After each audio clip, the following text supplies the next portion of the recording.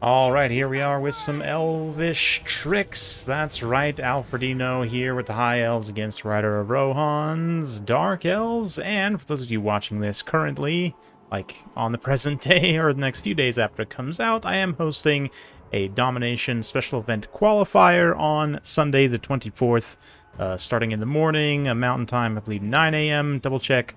A link in the description below for Total Tavern. It's being hosted over there since it is a Domination event.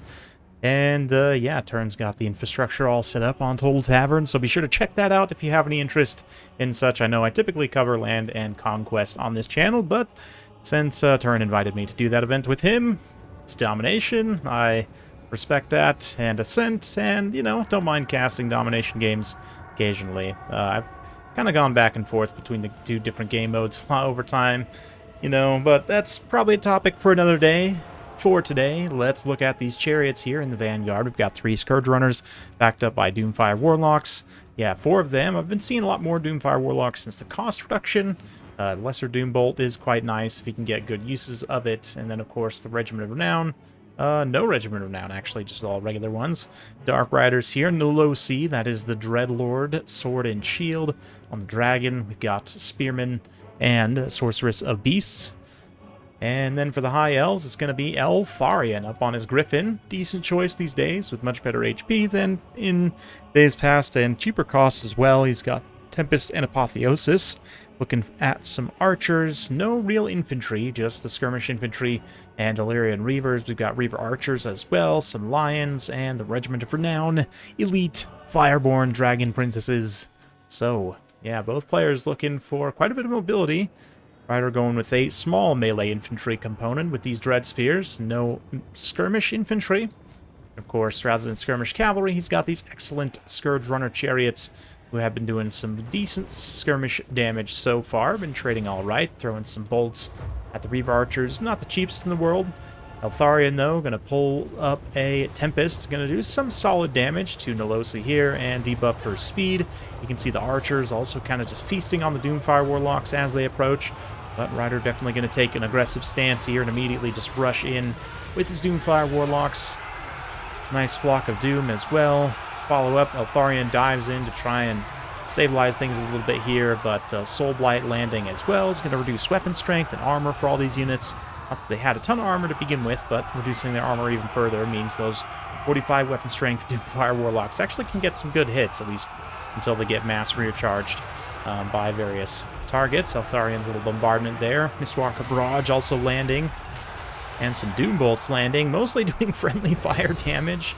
But yeah, Fireborn also just getting absolutely melted here, like half their HP in a handful of seconds. It's going to take a while to recover that through Apotheosis, so best they pull back.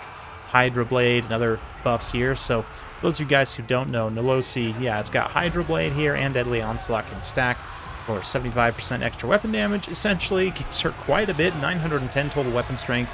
Of course, has that nice breath attack. Cannot heal, unlike other Dragon Lords, certain other Dragon Lords for the Dark Elves, but definitely a powerhouse when used correctly. Yeah, here she's maybe going to try and hunt down Eltharion, probably, yeah. Still's got that Hydra Blade active. Nope, just dropped, actually. But even still, her combat stats are just all around better for the most part. Better weapon strength, certainly. And especially as Alfredino is trying to pull Eltharion away.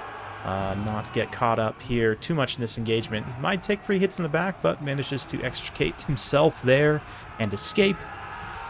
Reform his lines a little bit here, get these archers operational once again, but this is the benefit of Scourge Runner Chariots over even Skirmish Cavalry. Skirmish Chariots having that anti-infantry component, being better at it than Skirmish Cavalry typically is.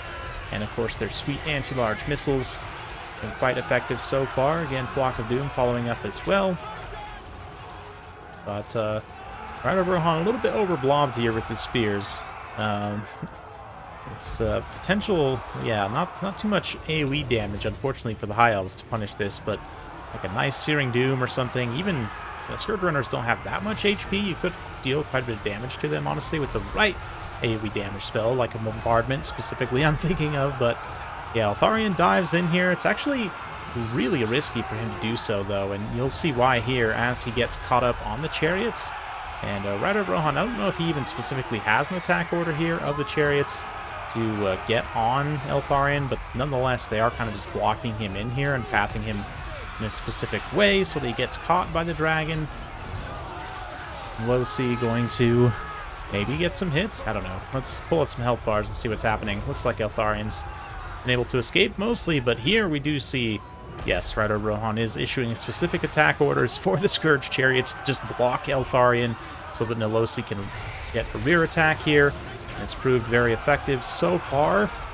Nice Soul Blight debuff as well to decrease his armor even further, and it's just not looking great for Eltharion as he gets outclassed. His attacks kind of going into the Scourge Runner Chariots. They definitely take a beating, but nice double combo with the Soul Blight and the Doom Bolt. Taking down Eltharion, he just gets straight up killed there by Nilosi. And you see all the blown up Scourge Runner Chariots model. They definitely paid the price for that engagement, but getting rid of Eltharion, especially with him still having a lot of healing to do, I would imagine, it's going to be very impactful. You see immediately the balance of power flips very heavily. A number of high elf units just straight up shatter.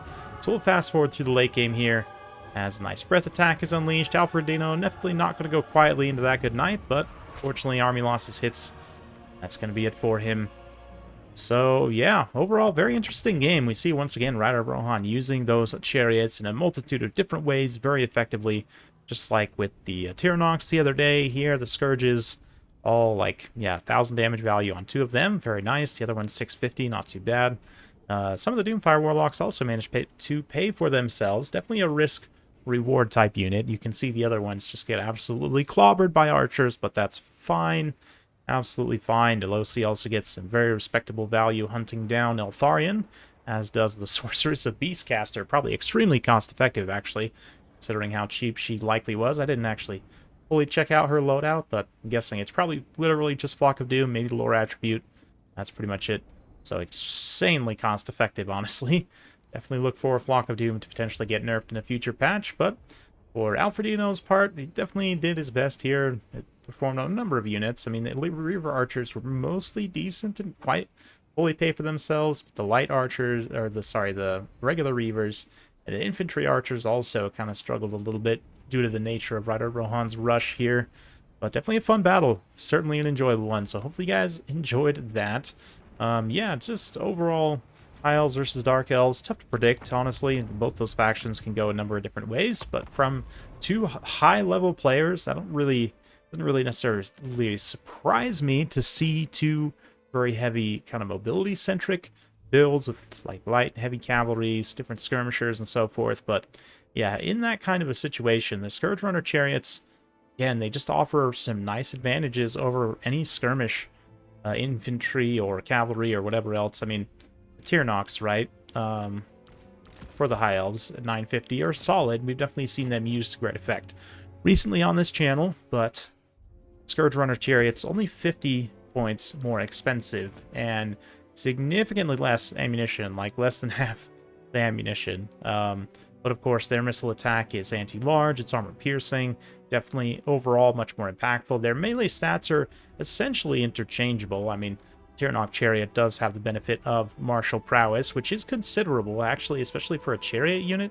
But other than that, they are extremely similar, but just generally because this has more burst potential, right? It's going to deal the damage of its missile attack in a lot less time. It's also armor piercing, and again, that anti-large component means that against the right targets, you'll be getting more, if not, the same, if not more damage when you use all the ammunition, and it's going to be a lot easier to use all the ammunition. So Scourge Runner Chariot's just overall a better unit, and Tyrannox, I mean, specifically in this trade, they're not probably going to do very much to the Scourge Runners, so yeah, then you're kind of left with thinking like, okay, Illyrian Reaver Archers, definitely solid overall, cheaper, but yeah, Scourges obviously are going to out-skirmish them as well, so it's kind of tricky from that perspective. You almost have to bring in some melee potential to catch and kill them.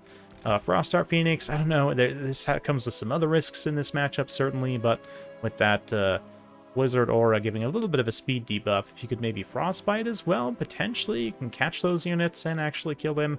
melee, or, you know, just try and weather the storm. I don't know. I'm not an elf expert by any means. Maybe Ryder Rohan or someone else can fill us in the comments, but that's it for today. Hopefully you enjoyed. If you like this sort of content, be sure to like, subscribe, hit that bell notification button. Every time I upload a new video, you'll be notified. Thanks again. We'll see you next time.